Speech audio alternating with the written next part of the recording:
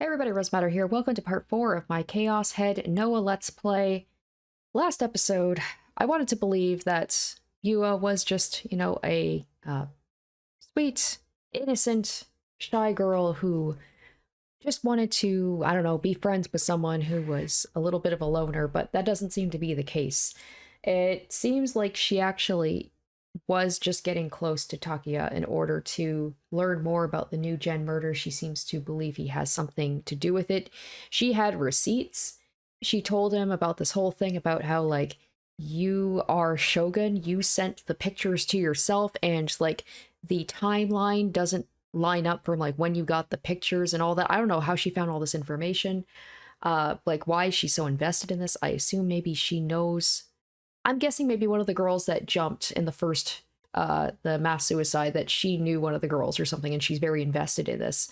But even despite all that, she still seemed like there was, like, still that sweetness to her.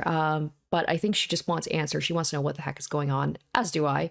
Also, we learned that Takia might have precognitive abilities. Something about, like, when he was a kid, it's almost like he caused or he predicted a bus crash when he was a child, and that seemed to kind of set his whole life down the line where it is now.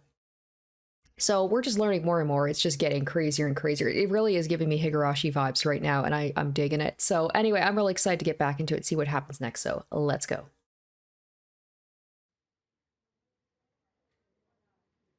It was the first time in 3 days. Oh, okay. Whoa, we're playing as someone completely different now. It was the first time in 3 days that Bon Yasuji had set foot into the Shibuya police station conference room.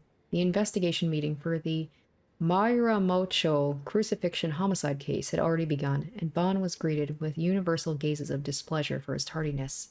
Bon forced a polite smile before bending down to sit. He supposed it was not quite the right time to reveal he had been cooped up in the bathroom with diarrhea. The Mocho crucifixion homicide case had been assigned to the Shibuya police station on the morning after the incident. As they were lacking in manpower due to the Cornelius Tower mass suicide case and the Shibuya station undergrad and fetus homicide case. Even the third-rate assistant inspector Bon, whom the Metropolitan Police Department's investigation division were practically begging to retire, had been called in by the main office.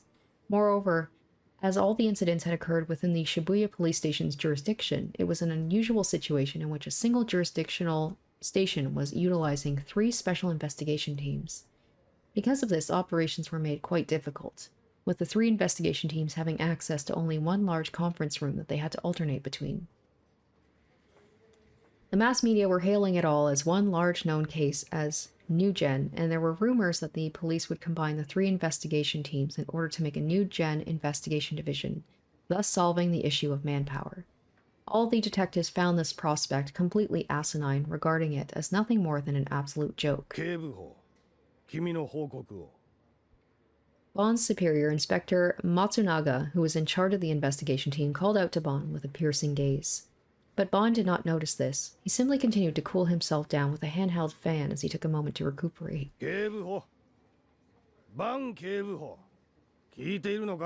just love the idea of this detective that nobody likes, who has, like, bouts of diarrhea. That's hilarious. Okay, that's the guy. Okay. So that's the one that that we saw at the school. So he's not Bon, but maybe like Bon's assistant or like his partner. The whispers of Bon's partner, a rookie named Suwa, finally got him to realize he was being called. Who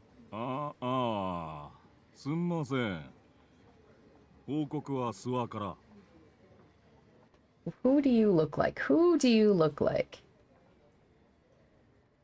Oh, he's given me the vibes of somebody from, like, an anime I've watched. It's like that kind of stereotypical, like, scruffy, older, possibly alcoholic, or, just, like, done with it detective or police officer. Not Oishi. Does not giving me those vibes. He's like that stereotypical guy, but he reminds me so much of a character, and it's just not coming to me. So if you guys, like, if he looks like a character from, like, another visual novel I've played or an anime I've watched, let me know in the comments. Maybe it will jog my memory. Holy cow, though. It's like, why does he look so familiar? 自分っすか？俺がいなくても報告しとけって言っといたろうが。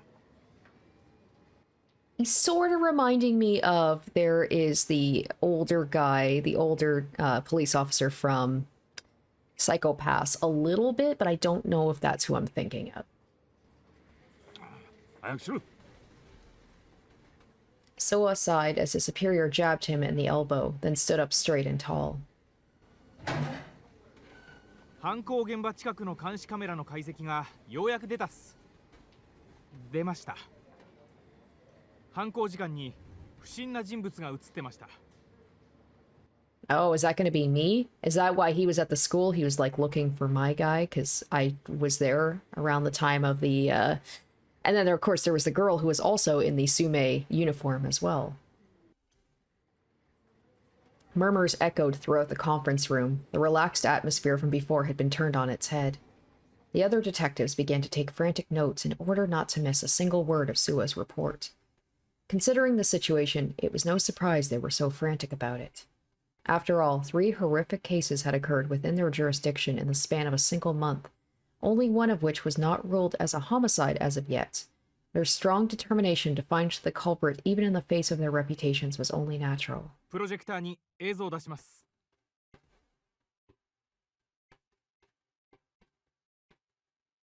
As per the instructions Bon had given him in advance, Sua had the projector display the footage on the projector screen. The projector shone an image of the confined, filthy back alleys of Mariamocho. It was night, and there were very few streetlights present, so virtually nothing was visible. 犯行現場から約50メートル離れたところにあるコインパーキングの監視カメラです。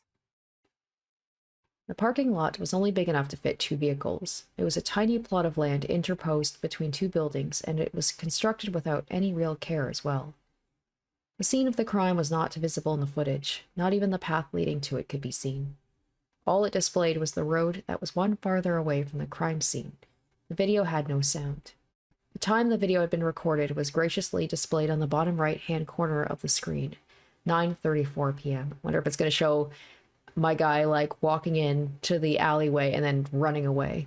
犯行現場近隣の住民の証言により、21時過ぎから21時半頃まで釘を打ちつける音がしていたというのはご承知の通りだと思いますが、この映像は21時34分、つまりまさに犯行時間直後ということになります。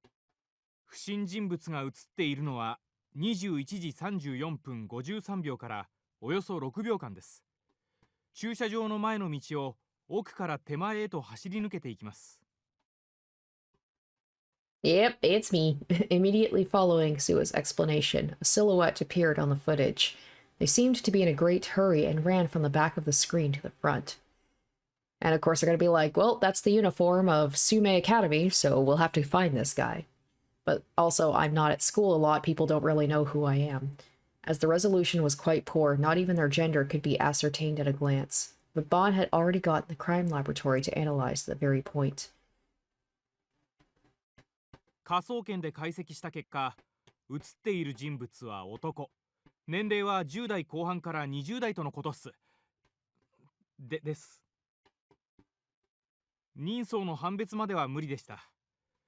服装がかなり特徴的ですが、これは小島にある私立水明学園の男子制服と分かりました。それと、右手に注目してもらいたいんですが、The image enlarged on the right hand of the suspicious individual. It appeared to be grasping something. Oh, shit. I'm holding one of the stakes, aren't I? スローで再生するとわかるが、走りながら腕を振っている際、この握りしめている何かが駐車場の照明に反射して光を放ってるんだな。This better not come out that I'm the killer the whole time and I just like don't have memories of it because of my disorder, my delusional disorder. But I mean, there's also the thing that like, Yua, that's her name. Yua told me about the fact that like I apparently sent myself the images from the crime scene. I don't know. I don't know. I will be a little upset if it's the whole, like, you were the killer the whole time and you're an unreliable narrator and, like, you don't even have memories of doing these things. Now at the good parts, Bond took over Sua's explanation. 形状からして犯行に使われた十字架型の杭である可能性がある。 The detectives continued to murmur noisily. The crucifixion culprit may be a high schooler. The proposition was fairly shocking to them. After all, it meant the new generation madness moniker that the mass media had been pushing could actually become a reality. 最も犯人に近い人物がこの少年だということか。そういうことになりますね。 Bond stroked the stubble on his jaw. It was a habit of his. Whenever he felt one step closer to cornering a culprit, he would always reach for that satisfying scraping sensation. 以上です。 Sua took a deep breath and sat down. ひどいっすよ先輩。美味しいところ持ってって。 Ignoring Sua's grumbling, Bond once again burned the image of the high school boy into his mind. ようやく尻尾を出したんだ。そいつを掴んで離さねえようにしないとな。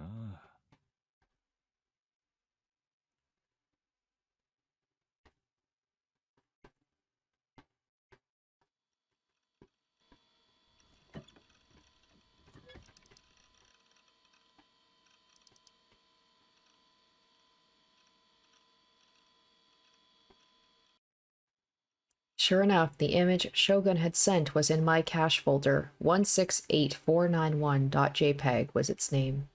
Obviously, a part of me was still hesitant to even look at it. I mean, it was a pretty fucking nasty image. Grotesque as all hell, too.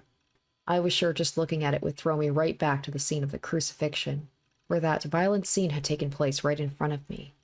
But even then, I needed to expose Yua's flawed logic and therefore guarantee my own safety and innocence. Thankfully, since Seraton was there for me, I could handle a little bit of gore. Mustering all the courage I had, I double-clicked the file.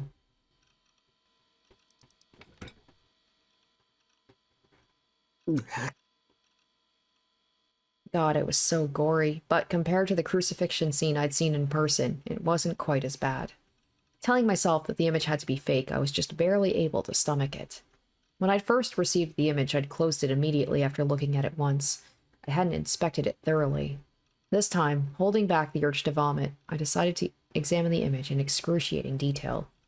I didn't know much about how to tell whether a picture was fake or not, but taking a look at the shadows, seeing if there was anything off about the surrounding area, and other stuff like that should be enough. The only possibility I had in mind was the photo had been taken in advance, and the crucifixion corpse had then been put on top of it using CGI. And then the day after, Shogun had sent the picture to me. They'd executed the crime exactly as they had edited in the image.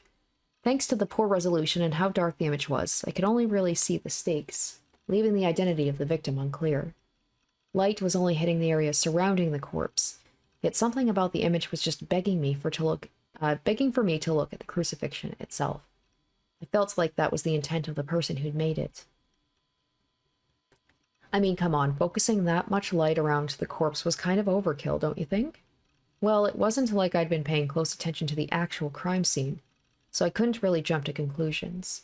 In the picture, the demon girl wasn't standing in front of the crucified corpse. But when I opened my eyes wide and looked even closer, I noticed a silhouette in a dark spot on the left side of the image. I'd almost completely missed it. Due to the low res of the image, the shadow the figure stood in blended perfectly into the surrounding scenery. You could easily miss it if you weren't paying close attention. Obviously, the image was fake, but what if the person who'd taken the photo had accidentally left themselves in it? If they had, it was possible that they had forgotten to edit themselves out when they tampered with the image.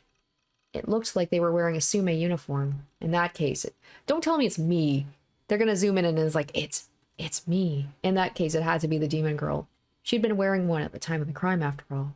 But when I took a closer look, I noticed the figure's hair was actually pretty short. It fucking is me. The demon girl had long hair, like Yuva. All right, then, time for some computer magic. I needed the details here. I opened up some image processing software and dragged the image in. Then, with a big gulp, I selected the Levels option to the Adjustments menu, and brightened the once darkened corners of the image. It's me. What the hell?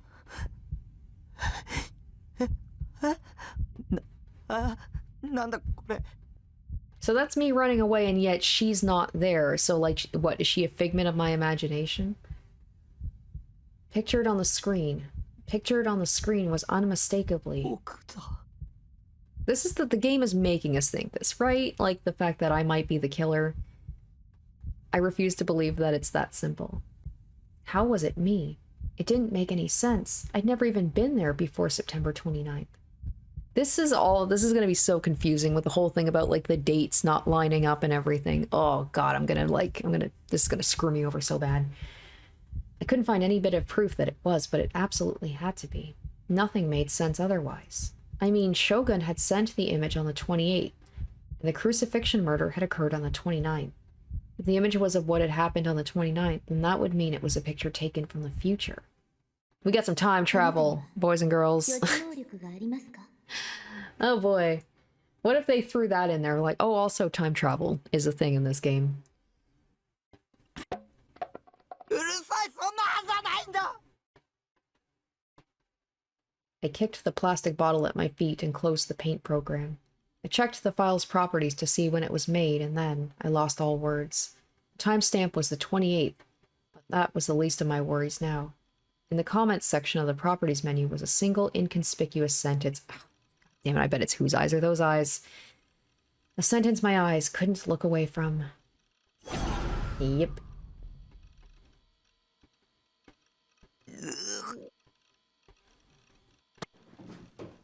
I slammed my hands on the keyboard before shoving it to the edge of my desk. I clutched my head. セーラ助けて。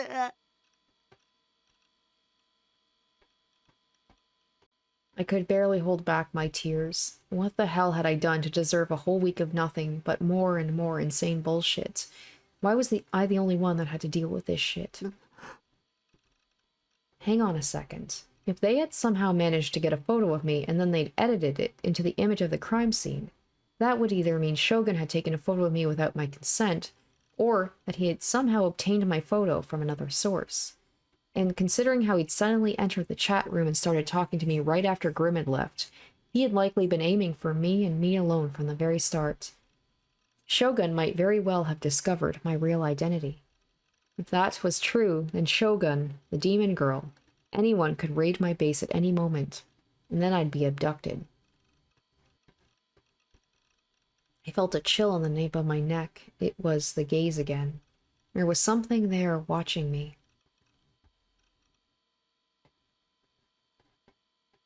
Did you really think I'd turn around? I knew the rules of the game better than anyone. The "it will take more than that to make me turn around" game. Fear sent goosebumps all over my body, and I felt a strong urge to check the door was locked. But instead of doing that, I just continued to stare at my monitor as I was way too stubborn to let myself loose. Unable to calm down, I opened up my default word processor and wrote down everything on my mind. Somehow someone's gonna get a hold of this word processor thing, right? Like this notepad thing, or this, all of these notes.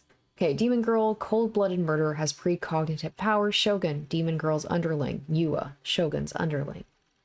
As I stared fearfully at the word demon, I began to wonder if the girl at the crime scene was actually a real demon. I mean, come on, she couldn't be human by any means. If she was a demon, she might actually be able to see the future. And if she could see the future, projecting a scene from the future onto a picture via psychic photography would be child's play. It would line up perfectly with how she'd somehow managed to carry out the gruesome crucifixion all on her own. She had then gotten her underling, Shogun, to send the image to me, a person who she knew would end up accidentally witnessing the crime scene. I didn't know why she had done that. Maybe it was a threat. This'll be you next if you tell anyone what you saw. Or maybe it was a death sentence. You're next. And if that really was what it meant, then... 勝てるわけがない。僕は奴らにいつ殺されてもおかしくないんだ。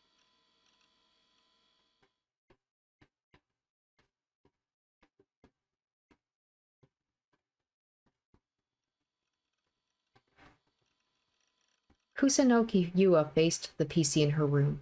Her profile gravely serious, she swiftly read through the information displayed on the monitor. Before long, Yua let out a small sigh and released her hand from the mouse, glancing at a piece of paper sitting within reach of her.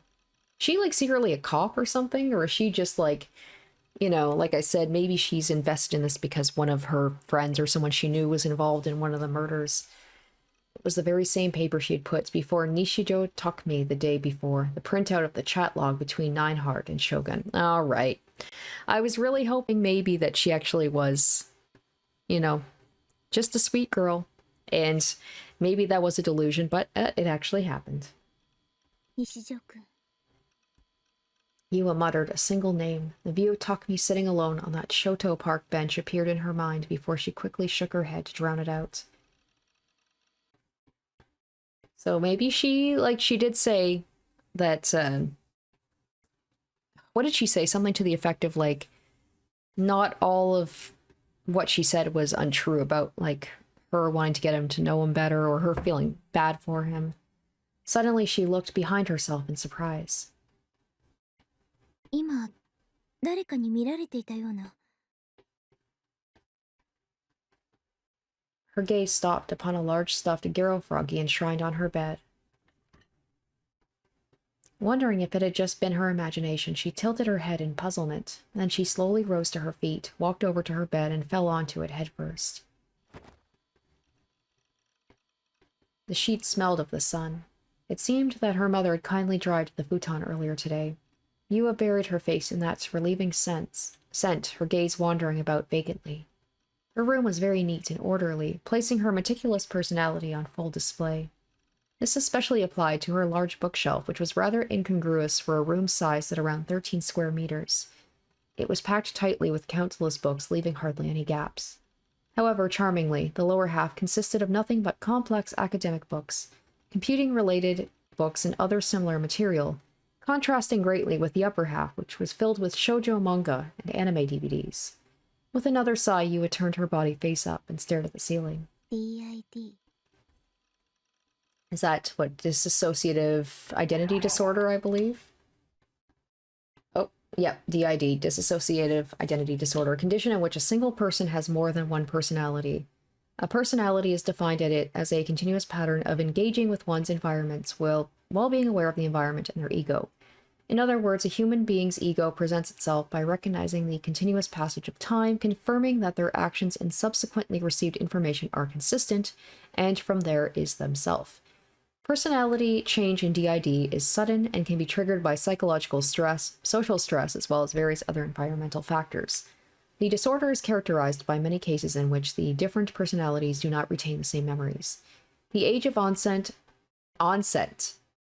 is onset. Why do I have such a hard time with that word?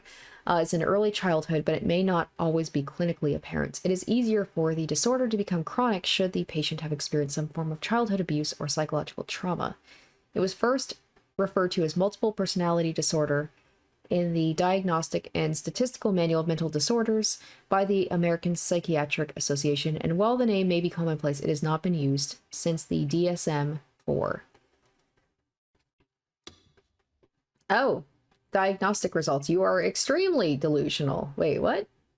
You are likely subjected to nothing but painful things in your everyday life. I can understand why you would want to avert your eyes from such a reality. Wait a minute. Hold on. Oh, this is interesting. So this, because I got the diagnostic results. Oh, okay, we got it right here. So it's its own separate thing. So at first it said I was only slightly delusional or something. Now I'm extremely delusional, so I wonder if the game goes on, it's going to keep changing. You are likely subjected to nothing but painful things in your everyday life. I can understand why you would want to avert your eyes from such reality. However, you are not yet ready to fully surrender yourself to these delusions, for you still believe you will someday be able to return to reality and live a fulfilling life. Do you ever find it difficult to distinguish between delusions and reality? This is not a good position to be in, as it is dangerous for your delusions to affect reality. The time for you to make a decision is drawing near. Will you gather your resolve and devote yourself to your delusions? Or will you strive for the faint wisp of hope that you may return to reality? A word from Remy. From this point forward, I don't want you to have any more delusions. I know all too well reality is full of pain, but that's exactly what makes all the good, happy moments so irreplaceable. So please come back to reality. Word from Kozui. Z's, how to go fully delusional? Well, first try not to talk to anybody at all, and then that's it. If you do that, you'll have no choice but to have a whole bunches of delusions. That is... I like that. That's pretty cool that they changed it up on me as, like, the game progresses. She muttered the name of the mental illness she had just been researching. An explanation related to it was still displayed on her monitor. 辛いんですね。 So she does have sympathy for him, it seems like. Yua hugged the stuffed Gero Froggy by her pillow tightly as she thought about で Takumi. も、私、 However, her expression soon vanished, replaced only by the gritting of her teeth.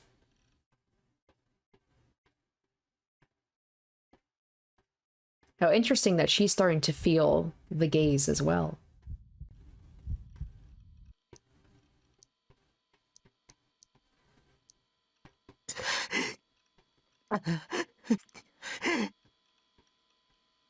It hurt to breathe. All I was doing was looking things up on my PC, yet it hurt to breathe. I could feel my heart pounding harder than it ever had before.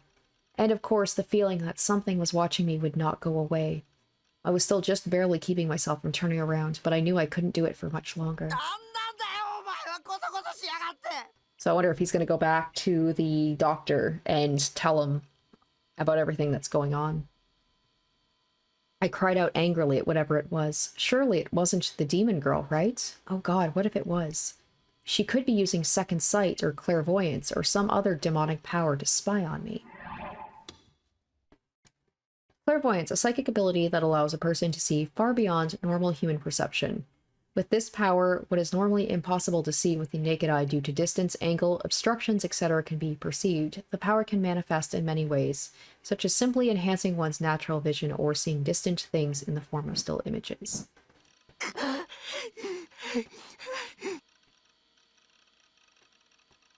The chills on the back of my neck were gradually growing stronger, to the point where they were getting slightly painful, like jolts of electricity coursing through my body. I was covered from head to toe in sweat. The front of my t-shirt was completely soaked. Unable to take it anymore, I whipped around in my chair as forcefully as I could. And yet, all I saw was my room, in the same condition as always. I didn't see a single thing that shouldn't have been there.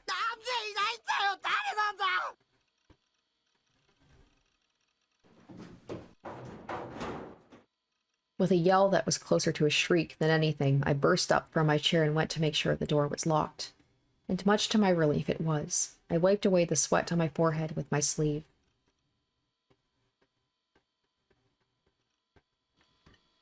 Returning to my PC, I focused on the monitor once more. It was still displaying what I had been researching earlier, precognition.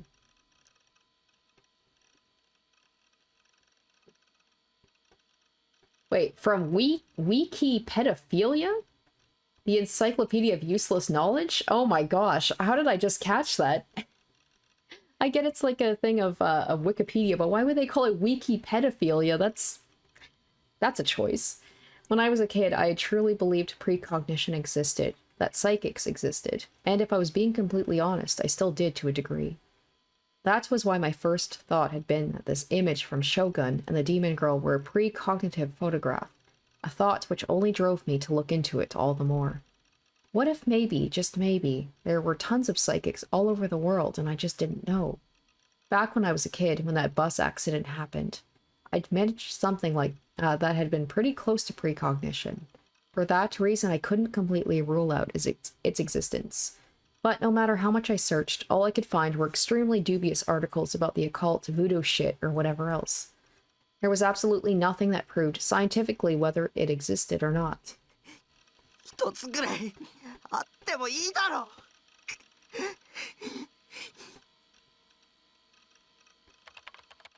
Growing increasingly frustrated, I violently tapped away at the keyboard. I couldn't deal with how anxious not having a concrete answer made me.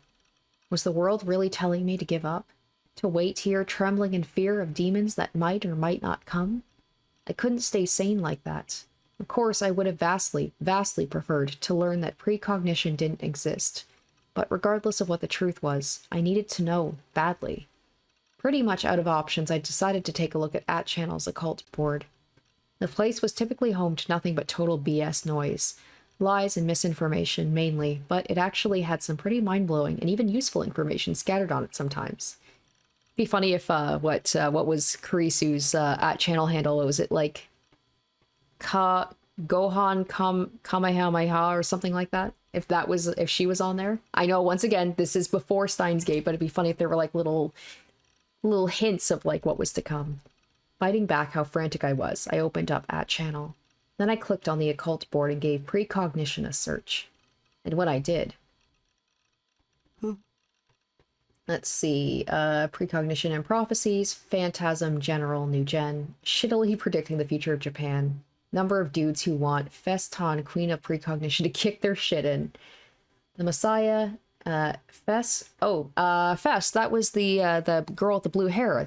They said something about Fess, right? Precognition discussion. Fuck Phantasm, thread 11. What do you guys think of Phantasm's prophetic songs? Clear prognition. Oh, Phantasm prophetic song. She's a singer, right? Why Phantasm are literal murderers pretending to have precognition. If you have precognitive dreams, get your ass in this thread. Logging off to hear Fess's prophecies precognition in real life. My search pulled up a surprising number of threads, about 30 of them. Was precognition a hot topic on @channel at the moment? Yeah, Feston, queen of precognition, right? Is that maybe the girl with the blue hair? With a gulp, I checked the thread titles one by one. Phantasm. FES. FES. Most of the threads contained those two keywords. And Phantasm, maybe that's like a group, like a music group. In addition, NewGen discussion had already wormed its way in with lots of unsettling terms like prophetic lyrics and murderer being used.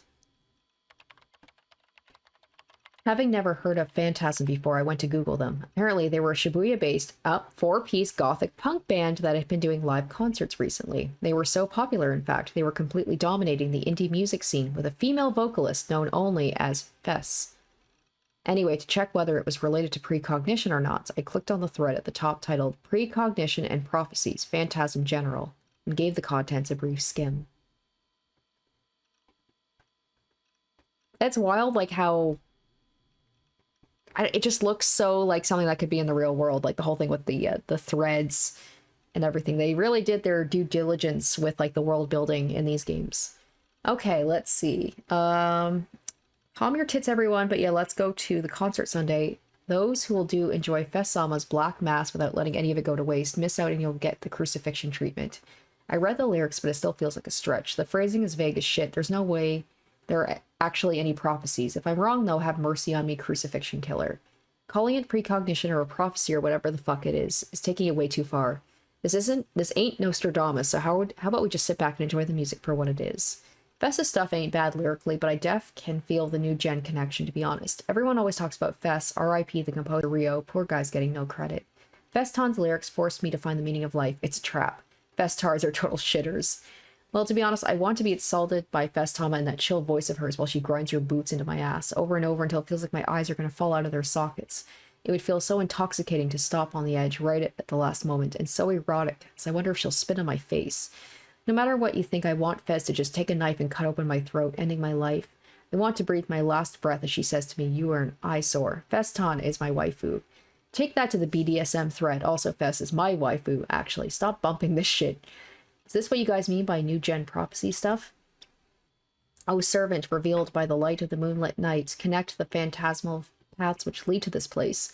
Little do they know their screams will soon turn to silence, and repose shall fall upon us as we link hand in hand within the wind. By the way, I suck. I say fuck Phantasm, like, their fans are terrifying. You'd think they were all brainwashed. Okay, we had a couple of tips there. Oh, dude, a degradation of the word dude. Black Mass, also known as a witch's Sabbath, a ritual performed by satanic cults. Although it is referred to as a Sabbath, it is the exact opposite of the masses held by the Catholic Church. When a Black Mass begins, the devil appears in the form of a giant goat. It is said the witches then kiss the goat's buttocks, drink the blood of infants instead of wine, read aloud grimoires, and perform various impure acts. One theory states the whole concept is nothing but a delusion crafted and perpetrated by sexually repressed priests and theologians in order to suppress heretics.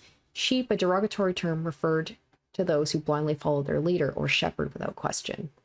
Oh, and there was brainwashing.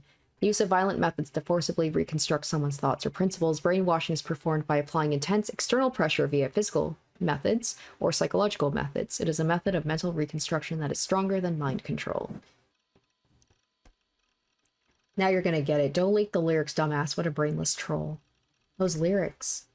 Depending on how you interpreted them, they could be seen as referring to the group Dive, and yet those lyrics had been released 2 months ago, which means that they hadn't been written after the これ crucifixion. が予知ってこと？ Could it just be a coincidence, or could Phantasm be yet another one of the demon girl's underlings? So is he gonna go to the concert to, like, go see this girl? I read the thread in more detail, only to find out each of the 3 NewGen incidents had all been prophesized by Phantasm's lyrics. However, the lyrics for the songs that supposedly prophesized the man-child and crucifixion incidents had not been posted on @channel. Apparently, uploading them online was viewed as taboo of sorts. The philosophy seems to be if you really want to know, just go to the concerts and buy an album yourself. Regardless, there was a great number of people online trying to predict the next NewGen case based on the songs Phantasm had performed thus far. So he's going to have to go to the concert to see the lyrics. That's the thing that is the most hard to believe for me, is that everyone on the internet actually managed to keep something a secret and not leak it.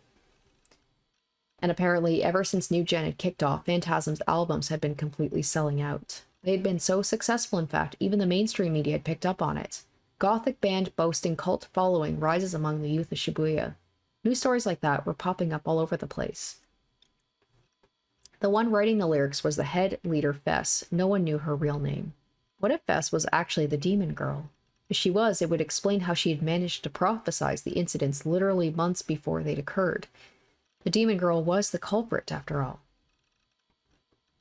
I tried doing an image search, but I couldn't find any good photos of her face. All the pictures were taken by phones during her concerts, and they were so blurry I couldn't even begin to make out her face. くそ。 I wiped my sweat-drenched forehead with the hem of my shirt. I was frustrated. I was scared. I couldn't believe anything. I didn't even want to see anything. Several emotions swirled within me, suffocating me. My breathing hadn't even come close to stabilizing this entire time. But even so, I knew one thing for certain. I needed to see Fess's face. With trembling fingers, I typed in Phantasm's name and clicked on their official website. The site was mostly black, decorated only by text of a uniform deep crimson color. It was unrelenting in its simplicity, and yet it felt so incredibly eerie and strange. There was barely anything on the site at all, just basic information on their concerts and discovery. There wasn't even a single image. There were no profiles on the band members, nor anything on their song lyrics. やっぱり犯人だけあってネットに顔写真が流出しないようにしてるのか。 Talk about thorough. I took a look at their performance schedule and saw they typically performed about every other week. Their next concert あ was... さって。 If I went to it, I'd be able to check whether Fess was the demon girl or not. But even if I did find out they were one and the same, what would I even do? Report Fess to the police? Cry and beg for her to leave me alone? Bring a crucifix and attempt a mock exorcism? Yeah, none of those were going to happen. I was up against a demon. There was no way in hell an otaku freak like me could come out on top. Problem is, if I didn't, I'd die. She'd transform my corpse into her newest art piece, and I'd be posted on the All Things NewGen site as yet another case. そんなのやだ。 But if I didn't do something, I would never find out what that picture of me and that Shogun had sent me really meant. And on the off chance Fess wasn't connected to the demon girl, maybe I could ask her to help me fight against whoever the demon girl actually was. だけどやっぱり無理だ。ライブなんて行けるわけがない。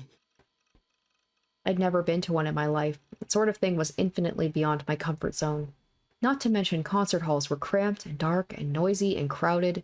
Just imagining a place like that made me want to hurl. Okay, I'm definitely not on his level of being like introverted and afraid of outside. I think I've gotten a lot better, but I do not like concerts. They're too, I agree. They're cramped and dark and noisy, loud. I don't like them. I was at my wit's end. I had no idea what to do. The chills on the back of my neck still hadn't gone away, and the painful, prickling sensation suddenly turned into a burning one. I looked behind me yet again, but like always, nobody was there. もうやめてよ。 I closed my eyes tightly, focusing on nothing other than waiting for the gaze to disappear. I didn't want to go through this torment for the rest of my life. For all I knew, the gaze would straight up kill me someday. 考えろ、匠。僕にできることを考えろ。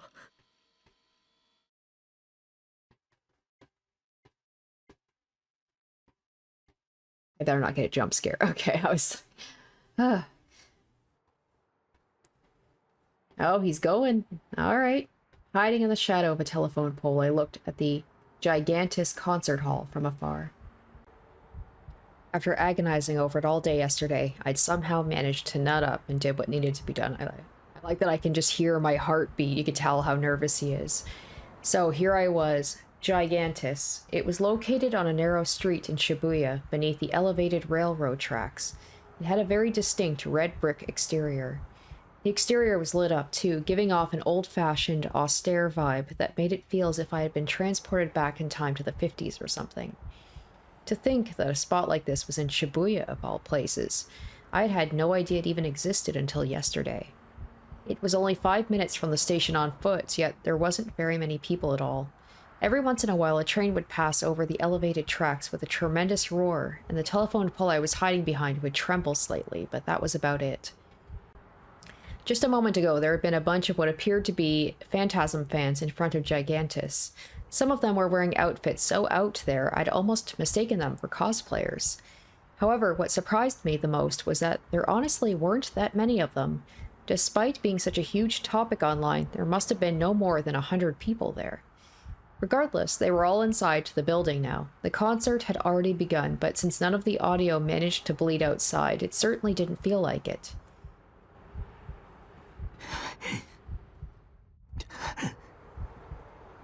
My heart palpitations had gone away after I had fallen asleep yesterday, but they had come back with a vengeance the second I'd arrived in front of the venue. It had been so hard to breathe, I'd almost thought I was dealing with some kind of heart failure. But really, I knew exactly why it was so bad. This place was filled with a thick, impenetrable darkness. The demon girl and her underlings could be lurking around any corner. Knowing that, I'd been on the lookout for anyone that might attack me ever since I got here. The sheer anxiety and paranoia was comparable to what it felt like going through the Wands volcano dungeon in ESO. Mobs in the Wands volcano dungeon were OP as hell, and it was surrounded by the kind of lava that insta-killed you if you so much as clipped it with your pinky toe. That shit couldn't have been play-tested. The amount of times I died there, holy hell. I wiped the sweat off my forehead with a hand towel and gulped down a gob of saliva. Right as I did, the door at the top of the stairs opened, and the furious beating of drums reverberated from inside Gigantus for a few seconds. A single guy exited from the door. He jogged nimbly down the stairs and then toward me. Hey! I had invited Misumi-kun to go to the venue with me. As I didn't know his phone number, I had been forced to go to school today just to ask him to go. If he hadn't come with me, I probably wouldn't have even made it this far. And even if I had somehow forced myself to go in the building alone, if the demon girl was there, it'd be certified game over. So I had Misumi-kun operate as a scout. I did feel bad about throwing him into the line of fire, so I obviously hadn't told him about that part. The only people I could rely on were him and Nanami, so I picked the less annoying of the two, Misumi-kun. I even covered his ticket cost, so in a sense you could say I'd hired him for 1,000 yen. ほらよ、これ CD な。俺自分の分も買っちまったよ。Misumi-kun handed me a Phantasm album. They were being sold for an outrageous premium in online auctions, but I'd heard on @channel they were also available at their concerts, so I'd asked Misumi-kun to buy one for me. So he's not even going to go inside to see the concert? I was hoping to check it out. And now that I had one, I'd achieved half the goals I'd set out for myself. As for the remaining half, he's going to go inside, right? Come on. 予想以上にいいな、ファンタズムって。Misumi-kun had been acting pretty excited ever since he'd exited the venue. 俺、あんまミーハーになりたくなかったんで聞こうとしなかったんだけどよ。今日ちょっと生で聞いただけでファンになっちまった。The other thing I'd asked Misumi-kun to do was report anything in particular that stood out about the band members. I knew they would all come out on stage once the concert started, so all I'd wanted him to do was a quick scan, then head back to me right after. And yet, despite my very specific instructions, he hadn't come back for a full 5 minutes after the show started. This was probably because he had listened to the entirety of the first song. 特にボーカルありゃマジでいい女だぜお前女見る目あるな I sighed internally, thinking with the wrong head like usual. Why was I even surprised? So much for I'm no sheep. どんな人だった？ああそっか報告ななんか探偵みてえで面白いなそう思わねえ Okay, I know that this is like taking place in like a while ago, back when everybody had flip phones, but like they even said that there aren't really any clear pictures of like the singer or the band members. I find it hard to believe nobody took one decent picture with like a regular camera or like, you know, the cameras on phones weren't that great back then, but nobody's got a clear shot of her at all. Misumi-kun grinned to himself, and I pressed him again to tell me about Fess's appearance. 髪型はショートカットだった And just like that, there was already a huge discrepancy. Did that mean that Fess wasn't the demon girl? No, wait, I couldn't let myself jump to conclusions. Also, the fact that she's got blue hair instead of pink hair. Like, the fact the girl has pink hair, that's a pretty standout thing. She could have cut her hair, or she could have used hair extensions, or she could have changed it some other way. It wouldn't surprise me if she had been in disguise when I had seen her at the crime scene. Hair extensions, also known as a hairpiece, a type of hair accessory, a patch of artificial hair worn primarily by women for fashion purposes. スタイルがすっげえ良くてあと背が高かったなありゃ俺と同じぐらいはあるんじゃねえの背が And the same height as you? Misumi-kun and I were about the same height, which meant Fess was probably around 170 centimeters tall. Pretty tall for a girl. But I hadn't gotten that impression at all when I had encountered the demon girl. My memories from far back then were hazy, but I still felt like the demon girl had been shorter than me. Yet another thing that didn't line up then. 他にはそうだなアンニュイな雰囲気してたな声はクールってイメージかな結構ボソボソと喋るタイプだった胸のサイズはまあまあでもゴスパンの服は妙な色気があったぜああいうのもありだな断然あり Oh, god damn it. Every single word he said was completely fucking useless. Then again, I had only gotten a quick look at the demon girl, so I couldn't exactly list her features. This plan was probably doomed from the start. Come on, you're gonna have to go in. そんなにフェスに興味あるなら自分の目で見ればいいじゃねえかほら行こうぜ Misumi-kun began to push me from behind, forcing me up the stairs to Gigantus. I desperately tried to fight back, but Misumi-kun was stronger than me. I couldn't get away. 見たいんだろフェスの顔を素直になるって浮気ってのは男の差がだよなたくも大人になったもんだぜはこの前一緒に帰ってたメガネの子のことは今夜だけは気にすんなって俺も田中のことは忘れるからよ Oh, what the hell was he talking about? I tried to stand my ground and fight back, but to my horror, I realized I was already at the top of the stairs.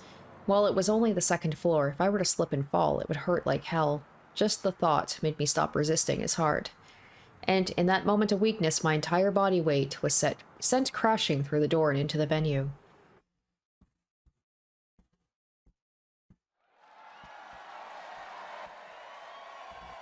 The second I hit the inside, an explosion of sound blasted my eardrums. I had never experienced something so loud before.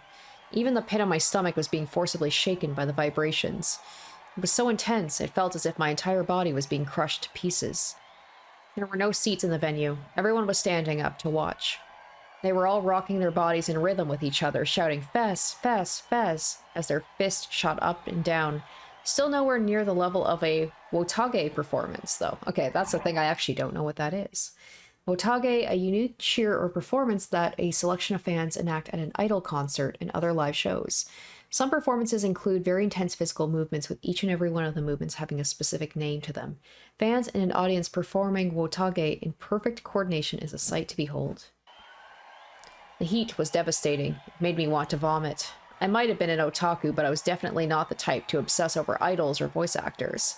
Honestly, I hated this kind of atmosphere. I could tell I stuck out like a sore thumb, but thankfully, nobody was paying any attention to me. There were so many people in front of me I could barely see the stage at the far end of the room. Just the blinding stage lights and the faint figures of 4 people standing under them. And as I was getting overwhelmed by everything happening around me, Misumi-kun handed me a plastic cup of soda. It seems like Misumi-kun had paid for my ticket too. I'd have to make sure to pay him back later. Before I knew it, the song was over. The audience clapped and cheered. Then, having seemingly calmed down a little, everyone brought down their fists. Thanks to that, the road to the stage finally opened up and I was able to see it clearly. I got a good look at the short-haired girl standing in the middle of the stage. She was definitely not the demon girl. Oh. She looks quite different. I remember she had maybe... It looks like the same girl, but I thought I remember her hair being more blue.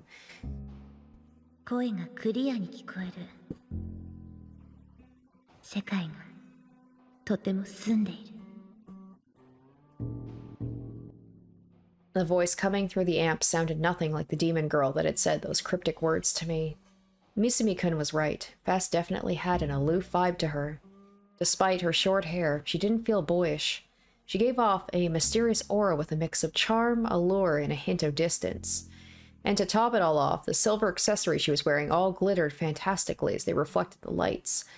It felt like I was starting to understand why there were so many threads about her on @channel.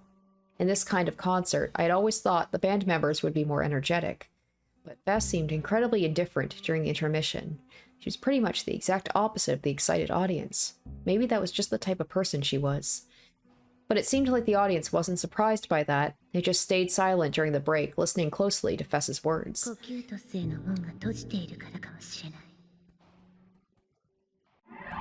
Kokitos? In Greek mythology, it is one of the 2 rivers located at the entrance to the underworld. The name translates to River of Lamentation. The dead cross the river in order to enter the underworld. I'm sorry, what? Kositas? What language is she even speaking?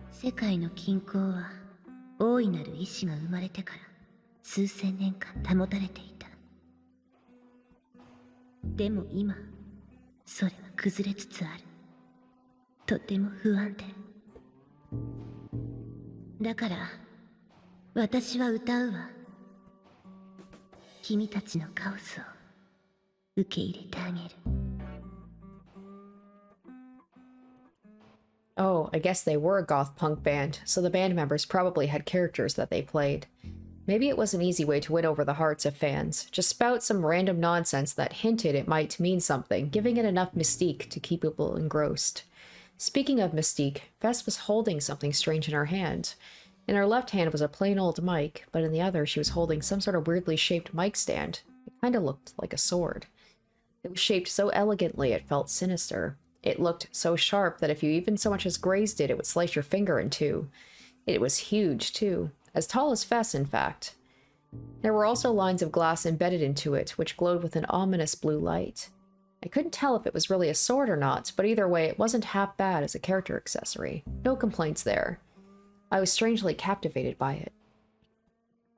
Then, using only her right arm, Fess casually lifted the huge mic stand. And with an underhand grip, she swung it sideways. The blue light from the glass drew a wide arc with its afterglow. What the hell? That was so dangerous. What if it hit someone in the crowd? That wasn't a mic stand. Could it be a sword? And every night she would use it to cut the throat of some poor audience member, harvesting blood to offer to the demon girl, or something. Was this concert actually some sort of black mass organized by a bunch of witches? A fierce chill ran down my spine just thinking about it. Goosebumps covered my entire body. I should really get out of here ASAP. But the moment I thought that, Fess let out a gentle whisper. 次は3曲目。密教の首飾り。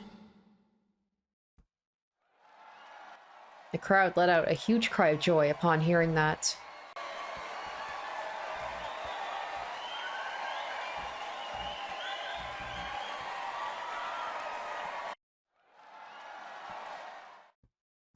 A moment later, the members of Phantasm all started playing, and a second flood of sound poured into my ears. A thunderous roar came from the speakers, a roar that felt like it was going to blow up my eardrums. How had these people not gone deaf yet, hanging out in places like this all the time? Looking to my side, I noticed Misumi-kun was fully into it, pumping his fist in sync with the rest of the audience.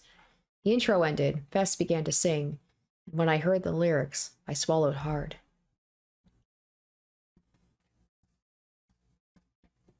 She was singing the prophetic song that had been posted all over at Channel. It was a dark piece that didn't feel the slightest bit optimistic. Even its melody felt like a religious psalm, and the lyrics definitely didn't help.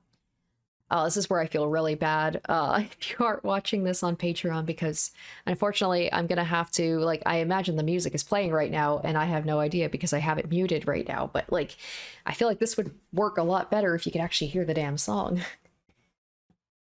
It's just complete silence. Everyone was getting riled up at first, but as the song went on, the excitement dropped further and further, and by the end everyone just stood there, not saying a word. But that was because everyone was fully lost in the sound. Some of them just stared at Fess, completely entranced. There was definitely something about Fess's singing voice that captivated people. Even as I battled fear and nausea in the middle of the crowd, I found myself listening very closely to her song, not wanting to miss it.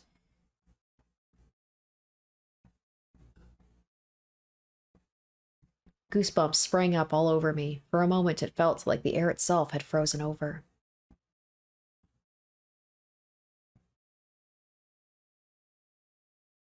The song ended.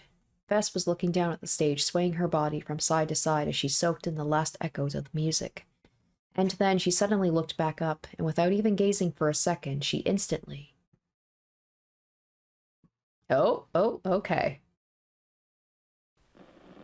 Looked at me. Alright, I feel like I did a good one last time, so let's do bad. And it wasn't like she just glanced in the general direction of my eyes, or like she had briefly made eye contact with me or anything like that. Fess was blatantly looking right at me. I'd even go so far as to say she was staring at me, fixedly, as if evaluating my existence, as if searching deep within my heart. Her gaze was all too intense, and yet, somehow, she seemed a little sad.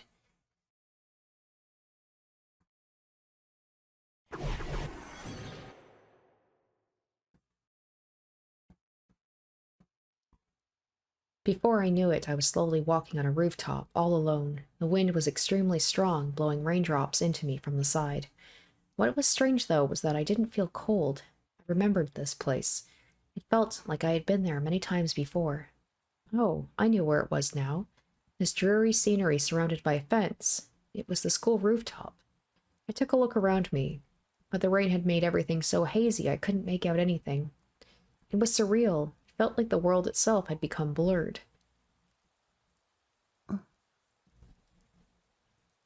Beyond the haze on the other side of the fence was Fess. She was standing there facing me and was soaking wet. She was looking straight at me, just like at the concert, and in her right arm, just like before, she was gripping that sword-like mic stand tightly. The wind blowing from below sent Fess's soaked hair fluttering furiously into the air.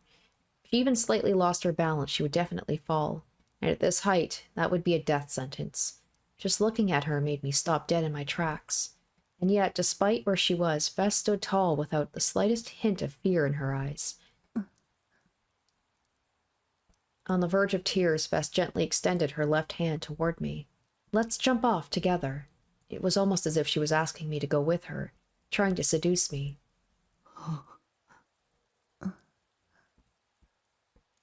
I couldn't give any response. I had no idea what to do. Fess said nothing back to me either. She just spread her arms out wide, taking on a pose as if she had been crucified. Suddenly, the rain and the wind stopped. I tried to say something, but I couldn't make a sound. Nothing would come out of my mouth. Bess's body slowly tilted backward. Everything seemed to be happening in slow motion. I tried to reach out toward Fess,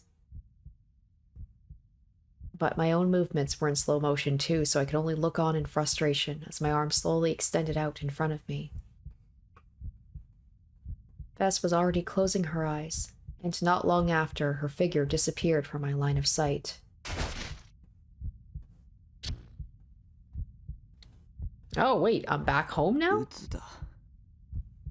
I had been getting lost in my own delusions as usual, but it had all gone south pretty quickly. Well, that just goes to show how strong the aura Fess gave off truly was. She sort of had this sense of ruinous beauty to her. That said, I didn't have the slightest fucking clue what ruinous beauty was supposed to mean, though. Lol. Okay, saws, laughing my ass off. In the end, I got sick from the size of the crowd at the concert, so I had to rush to leave the venue. As a result, I had barely watched any of the performance at all. And honestly, I never wanted to go ever again. Well then, I guess I'll log into ESO or something. That ought to rid me of this depression.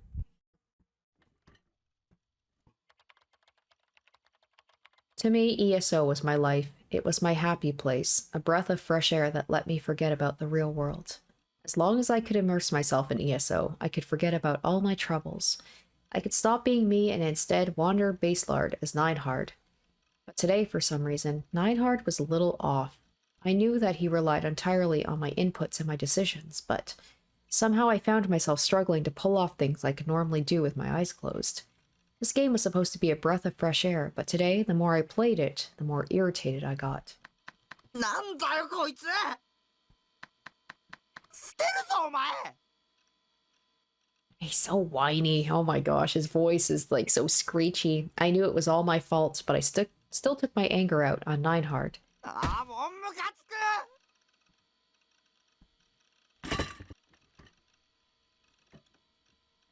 I yanked at my hair and kicked the bare steel wall. Having let out all my anger, I took a deep breath and sat back down in my chair. I stared vacantly at my monitor. Neinhard was just standing there, facing toward the gates of the city of Shangri-La, free of my control. His back was facing toward me, just as it always was when I fought enemies. And of course, he was at maximum level. 僕の経験値っていくつなんだろう。 Had the human known as Nishijo Takumi leveled up even slightly since he had started playing ESO? No, since he had been born? If I had, then why was I still so bad at talking to people even though I was nearly an adult? Why was I a borderline shut-in? If I didn't log in as Neinhard for weeks, would he also turn into a shut-in like me? Whose eyes are those eyes? I suddenly remembered those words as I stared at Neinhard's back. I was mildly interested in what Neinhard would do when I wasn't controlling him. It's like, he's staring at Neinhard, and then apparently he thinks someone is staring at him. Maybe it's the player. So figuring I'd observe him for a little bit, I left my keyboard alone as I ate some も chips. しナイトハルトに自我があるとしたら。 Then surely he would waltz right into the city of Shangri-La, wind blowing against his shoulders, right? He was the hero everyone worshipped, after all. Oh, we have another one. Okay. Let's do a positive one this time. ナイトハルト。僕はいつでもお前を見てるんだぞ。 Ah, talk to me and I'm looking at お前 you. はそれに気づいてるの。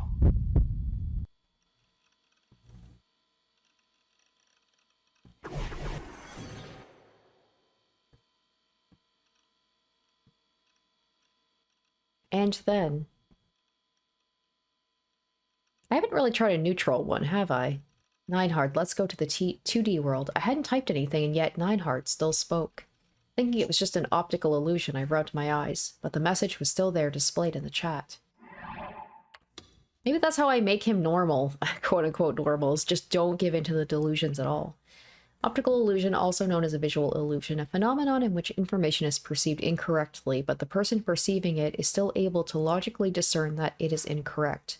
This can happen regardless of the person's mental state. One of the most famous examples of this is the Muller-Lyer illusion, Sight is established when light received by the eyes is transmitted to the cerebrum via the optic nerve.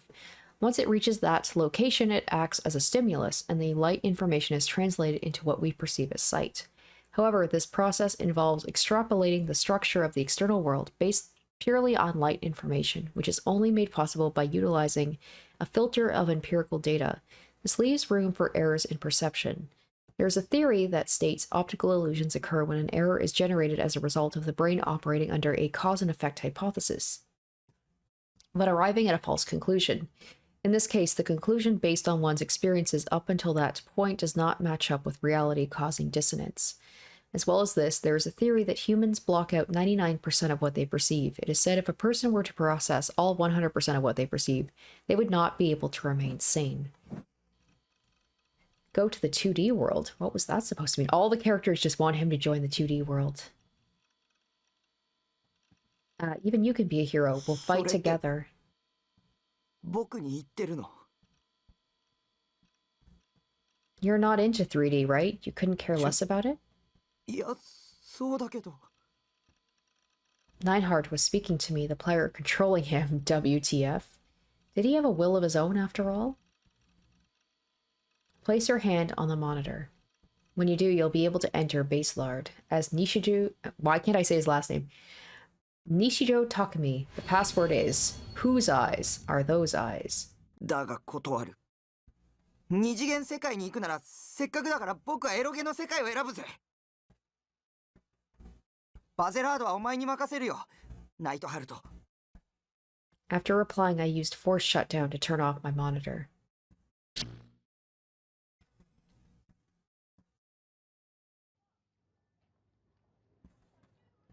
I'll tell you exactly what happened. I reluctantly decided to go to school today, but before I knew it, I found myself going to buy a phone with my little sister. I'm sure you don't understand what I'm saying, but I don't really understand it either. I thought I was going insane. Short for the full quote, I'll tell you exactly what happened. I blank, but before I knew it, blank. I'm sure you don't understand what I'm saying, but I don't really understand it either. I thought I was going insane. It wasn't anything simple like hypnosis or super speed. On top of that, I feel as if I only got to experience the tip of the iceberg. A quotation from a popular manga about bizarre adventures, often used in order to cope with difficult to understand situations in a comedic fashion. Okay. Is that from JoJo's Bizarre Adventure? I've never read it or seen it. It just says manga about bizarre adventures. I have to assume it's JoJo. お兄、何ブツブツ言ってんの？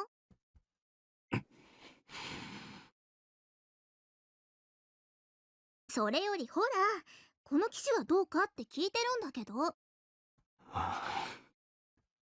I think I want to go home. Besides, how many times do I have to tell you I don't need a cell phone? God, it hurts having a sister this brain dead. When I had gone to school today, Nanami had made her assault right into my classroom.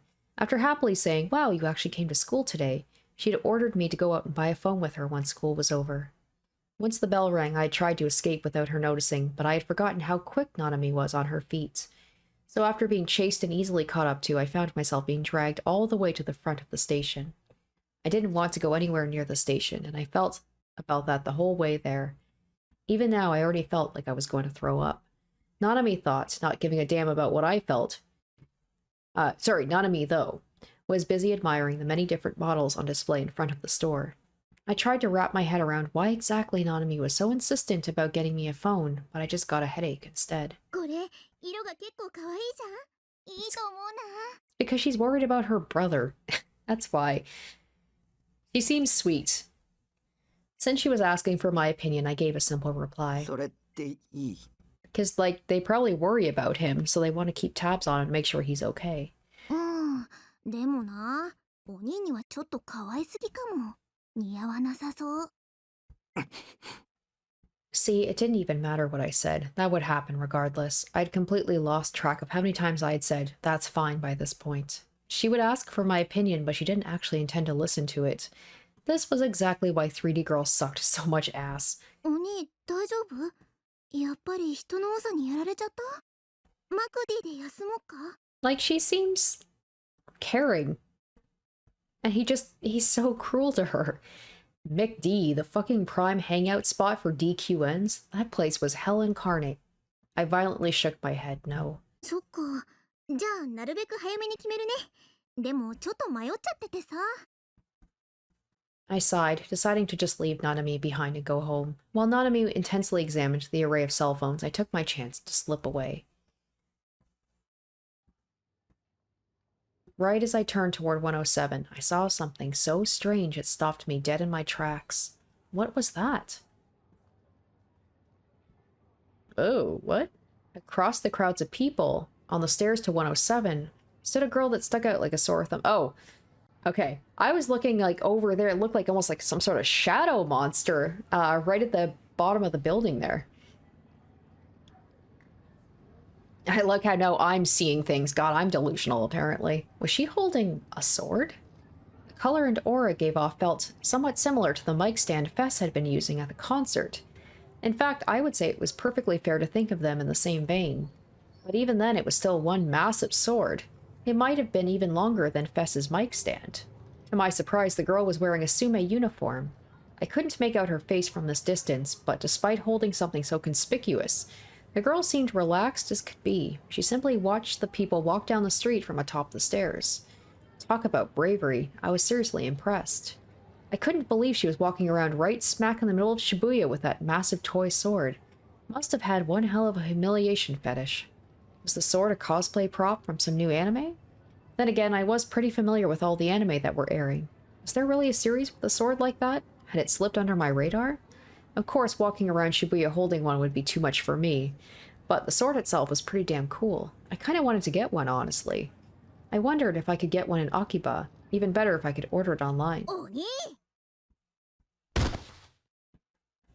I was suddenly struck with an elbow to the back. The pain almost made me black out and collapse on the spot. I turned around to find Nanami with her hands on her hips, sullen as could be. もしかして逃げようとした？確かにナナが選ぶのに時間かけすぎたのは悪いと思うけどさ。だからってナナを置き去りにして逃げようとするなんてひどいよ。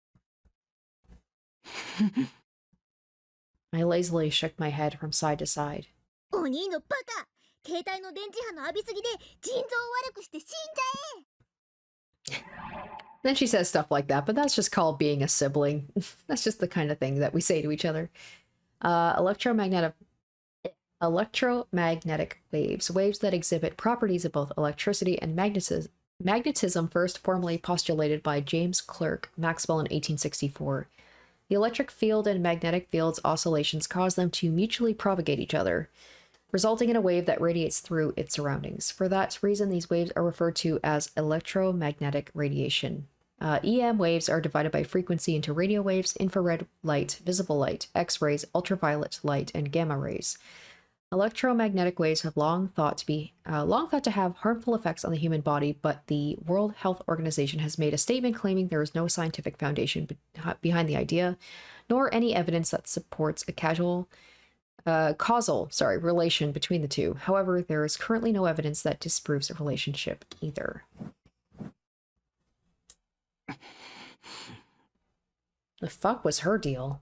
一生懸命お兄のために選んであげてたナナがバカみたいじゃん。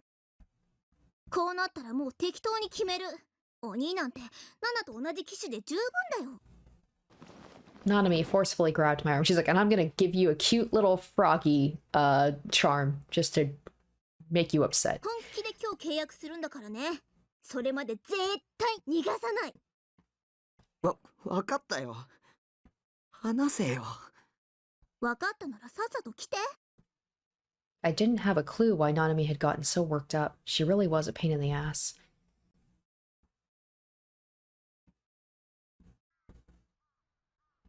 In the end, Nanami picked out a model with ease, as if she hadn't just spent 10 years trying to choose.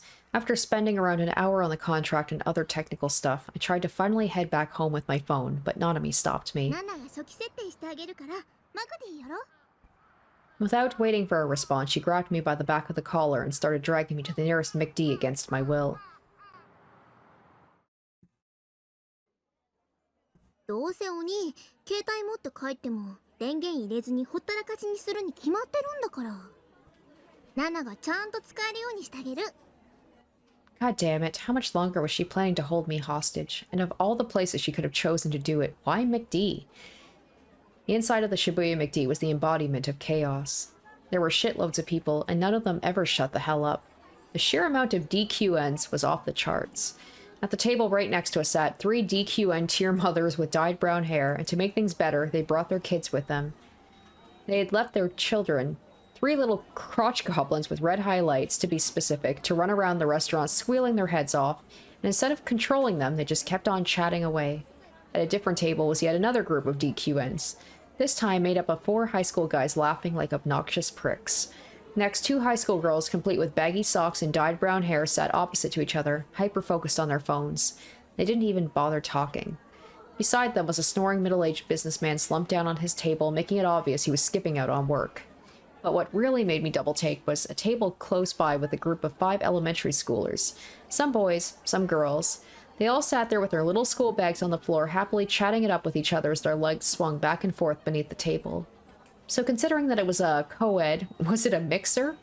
It was, wasn't it? Weren't they elementary schoolers? This dude, man, the way he's thinking is like, oh my gosh, how dare people be out and having fun? And just immediately thinking like, oh, boys and girls, elementary schoolers hanging out together, that's weird. Regardless, the point is, as far as the eye could see, there were groups of people I avoided like the plague. Nanami had no problem at all relaxing at a place like this. Me, on the other hand, just setting foot in here only served to make my headache and nausea 1,000 times worse. Why the hell did I have to play along with my sister and stay here in the first place?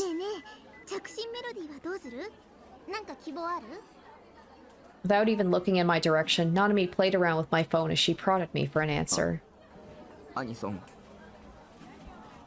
キャッカー。そんなだからお兄はオタクさんなんだよ。 You're the one asking me what I prefer. Come on, it is my phone, so at least let me pick what I want. Okay, he's kind of true in that, like, she asked for his opinion and then just will disregard it anyway. あ、そうだ。大村彼らの新曲にしたら？あれすっごくいい曲だよ。最近のナナのお気に入り。それこそ却下だ。うん、まあ、お兄に大村彼らは似合わないか。After showing how little she actually cared about what I thought, Nanami took a bite of her french fries. I should probably mention this bitch asked for a fish sandwich combo before dinner, one I had to pay for. I, meanwhile, was feeling so garbage that my appetite was long gone. Piece of shit, sister, spoiling her appetite and mine. Fucking bullshit. あ、そうそう。それとね。 For whatever reason, Nanami placed her bag on her lap and started digging through its contents. お、あったあった。 Then she proudly took out.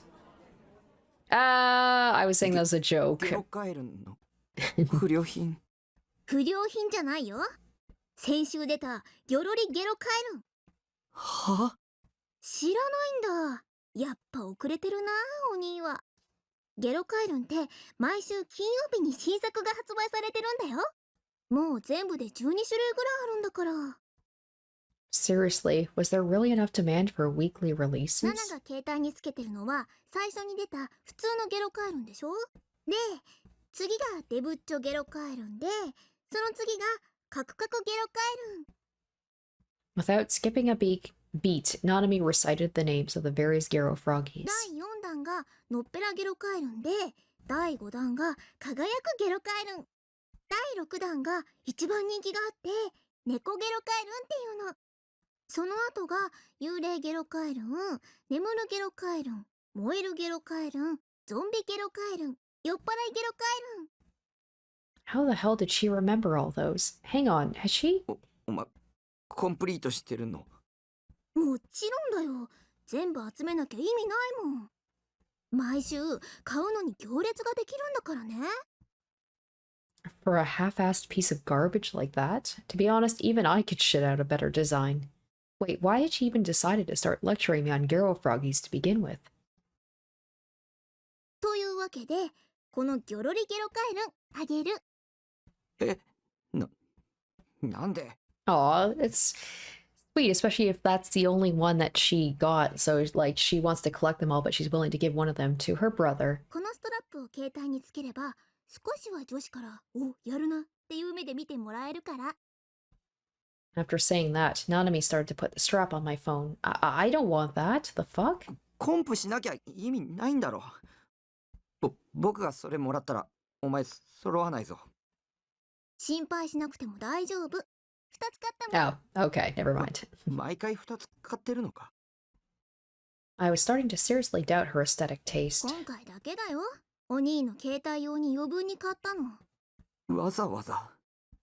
わざわざ。 See, maybe he even realizes, like, even though he doesn't like it, she's doing this out of, like, good faith. Like, she likes this, so she's like, maybe my brother will like it too. We can match. Having now finished attaching the strap, Nanami gave a satisfied nod before wrapping her mouth around her soda straw. Then, she suddenly leaned forward, startling me. 別に並んだのはお兄のためじゃないよ。あくまでついでなんだから。 Aww. いらない。はあ？ Still leaning forward, Nanami opened her eyes wide. She looked like she might throttle me at any moment. いらないって。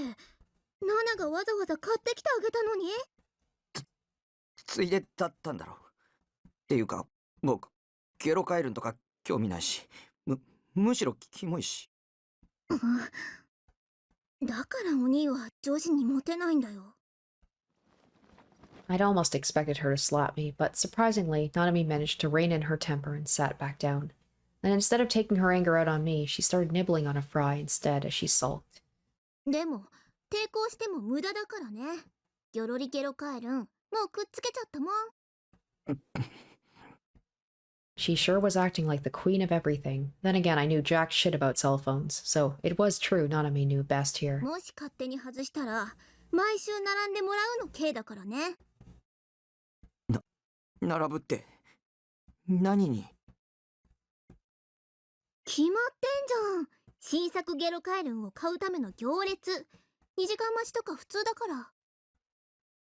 Not a chance in hell. No way was I gonna let my sister hit me with a threat like that.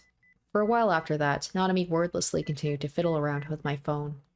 Wasn't particularly picky about whatever she was setting up, so I was honestly grateful for the silence. なんだか変な気分だな。 The next time she opened her mouth, her sullen demeanor from before had completely disappeared. I guess she only needed a few minutes to forget annoying shit instead of having to sleep it off. Talk about easygoing. In a way, I envied her. うん、やっぱ変だよ。お兄とこうして2人で出かけるのって久しぶりな気がするもん。いつ以来かな。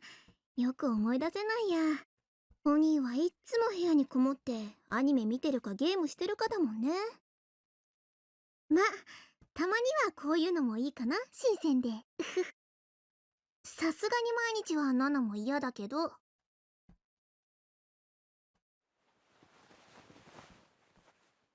Nanami placed my phone on the table and picked up her fish sandwich. She happily undid the wrapping, then heartily sank her teeth in. Come to think of it, I feel like she had said at one point the fish sandwich here was her favorite. せいぜい太るがいいさ。 Nanami instantly stopped moving. She glared at me menacingly. Then after hesitating for a second, she bashfully held out her half-eaten fish sandwich. Aw, she's so cute! 食べる？ Like, she's so sweet. もう手遅れだよ。そういうこと言うと女子に嫌われるって覚えといた方がいいよ、バカ鬼。 Nanami ended up finishing the fish sandwich all on her own. What a fucking fat ass. Wow. This dude, man, he is so hard to feel sympathetic for. Judgment is nigh for the city. After that, Nanami held me hostage with hours of useless chatter. By the time I finally had my phone back, it was already dark. It had been a long, painful few hours, but eventually I was able to get away from Nanami and start heading back home. Fall seemed to be in full swing now, with the night's breeze carrying a slight chill, one that soothed my headache and nausea. Those two things never failed to torment me whenever I spent a long time in crowds. Honestly, Nanami, kill yourself. Okay, don't actually, but still, kill yourself. She only ever thought about herself. She probably didn't even have a clue about how much torture she constantly... Really? She took you to go get a phone. She got you a chain. She offered you food. She could be a little sometimes like in her head about asking for opinions and then disregarding them, but I wouldn't say she's completely selfish. If I had the option, I would love to snap my new phone cleanly in half right now and throw it into the nearest trash can. It wasn't like I had bought it with my own money after all. But if I actually did that, it wouldn't just be Nanami that would come to my base, but my parents too. And then without picking up on a damn thing, they would just go, "Oh, since it broke on you, let's go buy you a new one," like the idiots they were. Thus, I reluctantly suppressed my urge to smash the damn thing. I needed to get home, and quickly. I could hear another night of ESO calling my name. Not a single day had passed recently that hadn't filled me with endless anxiety. I really hoped my peaceful everyday life would hurry up and come back already.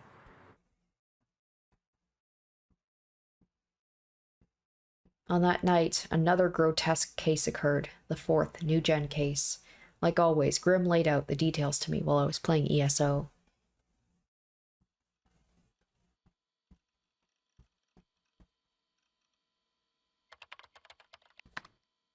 Sup, Grim? A bit later than usual today, eh? Whose eyes are those eyes? Oh, I couldn't believe my eyes. Jeez, if you want to get real drunk, take a shot every time someone says eyes in this game. Why did Grim know that phrase? I was completely taken aback. My fingers trembled on the keyboard. Don't tell me that that was like left at the scene of the crime, was like someone like saying whose eyes are those eyes or leaving a note or something. I didn't even know where to start with responding. Hell, even just looking at what he typed nearly took everything out of me. The fourth NewGen case happened. Been following the shitstorm this whole time. Things really be heating up in Shibuya. This one is seriously fucking crazy, dude. The victim's corpse had all the blood completely drained out. They found them dead in the Inokashira station bathroom, and the corpse was really something. The skin had turned green all over. Freaky, seriously goddamn freaky. Lately, I've even started thinking the occult theories might be true. There's no way a person could do this.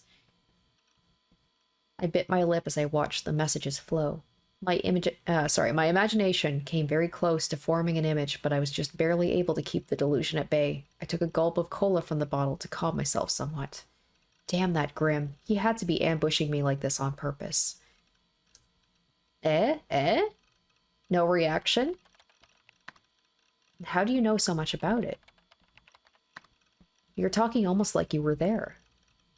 Well, something like that. Also, I guess you're still not interested in this stuff, Ninehard? NewGen and all that jazz? Not enough to follow it. Too busy grinding in ESO.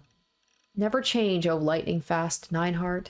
A true video game addict that puts the rest of us to shame. That's why we love you. That's why we admire you.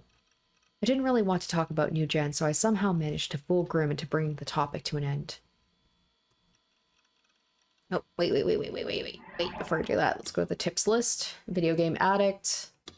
Term used to refer to someone that stays in their room and constantly plays video games. That's why we love you. Short for the full quote, that's why we love you, that's why we admire you. A quotation from a popular manga about bizarre adventures, again. Used to express awe at someone's capabilities, often used sarcastically in reference to negative character traits such as pettiness. Ooh, we got a picture. What do you think? I'm sensing some serious bait. Last time he'd done this, he acted like it was some gory shit, only for it to be some random dumbass meme. This time could very well be the opposite. A bait. In fishing, it means to add bait to a hook. In net slang, it means to bait out reactions from people via posting provocative opinions or false information. The person doing the baiting then enjoys watching the angry reactions should the victim take the bait. You seriously don't know about it? About what? You are actually a wrong-sider, Ninehard? Fuck off. Fine, what is it? What if I said it was related to your precious Seraton? For real? Then I had to look. As far as I could tell, the URL looked like it linked to some auction page, so it probably wouldn't crash my browser or hit me with anything mentally scarring. Crashing: when a program or operating system stops functioning and closes, a number of web pages are designed to overload web browsers or cause the operating system to behave abnormally. Links to such pages are frequently posted on anonymous message boards without any form of warning. In the worst case scenario, they can have serious effects on the computer. Slightly excited, I opened the link. Man, he knows how to bait him if it is, like, actually something gory. Oh, type B blood in short supply. Okay, so this was mentioned before. There was that thing he got from the person that was handing out the napkins or the handkerchiefs, tissues, something like that. Type B blood in short supply. It felt like I had seen that title somewhere before. It might have been deja vu again. Anyway, more importantly, where'd that fat-worthy Seraton pick? I spun my mouse wheel and scrolled down the page. Oh, there it is. There it is. I could tell at a glance the image that came up on my monitor was obviously gore. I averted my gaze to my left monitor in a panic, then quickly closed the browser. The gore had only been on my screen for less than 3 seconds, and the time I spent actually looking at it was less than that, but even so. It's a picture of the corpse from the 4th NewGen case from before the mass media started reporting on it. It's being sold on an auction like it's totally normal. It's like they're putting a price on the victim's tragic state itself. So basically the seller is 100% the NewGen culprit. Isn't that insane? The seller's name is Vamp Buyer. Well, actually, it's probably just a throwaway. Even so, this has already caused a total shitstorm online. It's been posted all over tons of image boards. There's even memes. Like Rule 34, people do this shit way too fast. Alright. Oh, the dying message in the image. Well, I only saw it for a second too. It's probably those, whose eyes are those eyes, right? Rule 34, if it exists, then there is porn of it. A satirical rule on the internet stating anything and everything has received pornographic material in some capacity. The term can also be used as a euphemism to refer to pornographic fan content in general. Another use of euphemism in the same vein as not safe for work, as opposed to safe for work. It's written on the wall with the victim's blood. He's like, oh, don't make me look at it again. I can't believe it's still there. The culprit probably did it for shits and giggles. Hello, 9 hearts on. You alive? Is your comp frozen? Dying message. I'd only seen the image for an instant, and yet... ゲームだ。こんな世界は虚構のゲームの世界に違いないんだ。 The victim's last message, written sloppily in deep red blood, had been burned into my mind. No matter how much I tried not to think about it, the letters rose one by one in my closed eyelids, urging me to realize them. なんであの言葉がここで出てくるんだ。 I knew those words all too well, words I often murmured to myself, words I asked nobody in particular, the words Grimm had first said when I jumped on ESO. It was like they were everywhere. It was like they were everywhere now. Those words I had never actually said to anyone through my entire life. Whose eyes are those eyes?